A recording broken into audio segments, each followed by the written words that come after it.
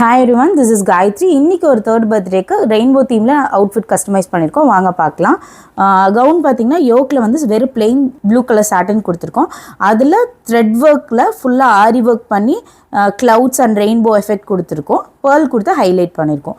Sleeve பார்த்தீங்கன்னா sleeveless, but 4 colours net கொடுத்து pleated எஃபெக்டில் sleeve இருக்க மாதிரி கஸ்டமைஸ் பண்ணியிருக்கோம். உங்களுக்கு pink, yellow, green and lavender colour கொடுத்துருக்கோம். உங்களுக்கு பேக்கில் பார்த்தீங்கன்னா யூனெக் கொடுத்து ஜிப் அட்டாச் பண்ணியிருக்கோம். வேஸ்ட் நாட் கொடுத்துருக்கோம் சாட்டன் மெட்டீரியலில். பாட்டம் பார்த்தீங்கன்னா net satin and cotton layers கொடுத்துருக்கோம்.